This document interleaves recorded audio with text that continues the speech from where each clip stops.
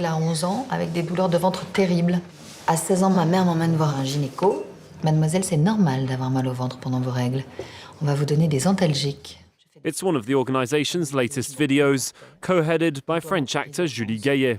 Le chirurgien m'explique, vous avez une endométriose. Une quoi? Une endométriose. She's speaking for all the women affected by endometriosis, a condition that can cause tissue to grow outside of the uterus, causing pain, especially during menstrual periods. People thought I was hysterical. I couldn't talk about my period pain. I didn't even know what I actually had, so I had to face the problem and the pain alone. 1 out of 10 women are affected by endometriosis. The organisation's targeting the younger generation. The younger people today want change. They want to lift taboos. They initiate conversations. They get involved. Many say that endometriosis has been purposefully pushed aside. Many within the medical sector were men. It's about periods, you know. Women must suffer in silence.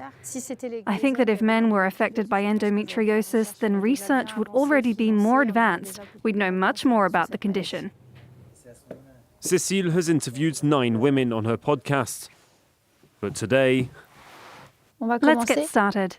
Thank you, Cécile, for handing me the microphone. I hope I'll be up to the task. It's her husband, Benjamin, who's hosting the show, and it's Cécile's turn to be interviewed. Sometimes I see that patients know more about it than doctors.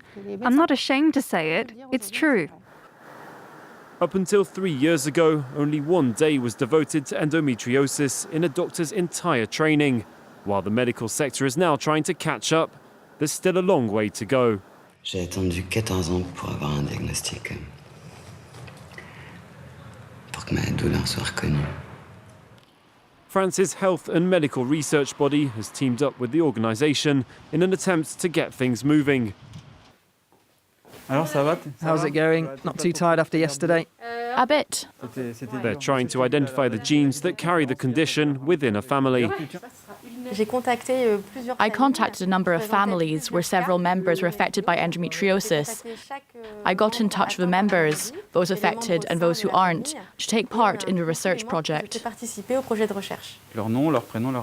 The family members each received a kit for a saliva test. They have to spit into it like this.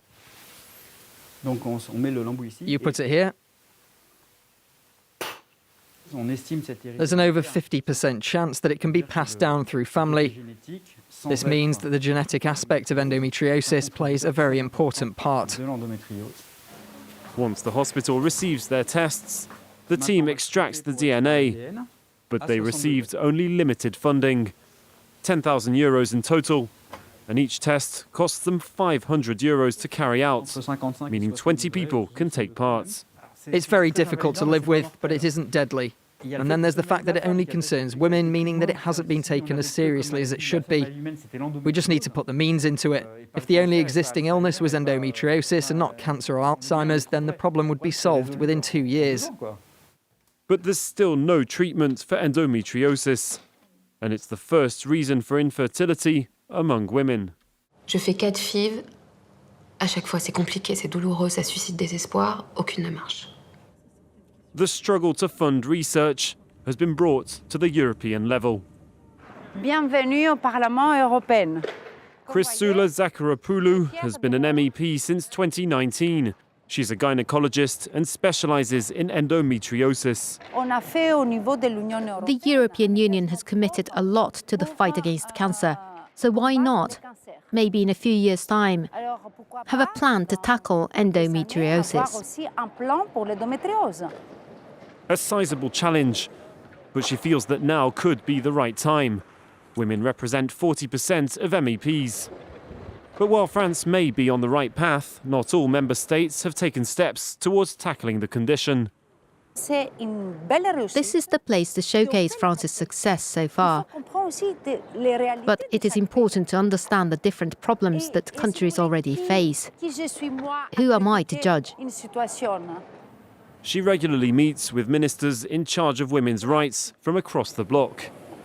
Hello, how are you? And is aiming to bring together a work group and a European network of doctors and patients' organisations.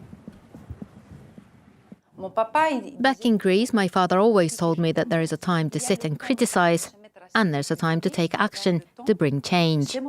I prefer the second, but that isn't always easy. Chrysoula Zacharopoulou inspired by others who fought for the cause, as she hopes to bring change for women across Europe.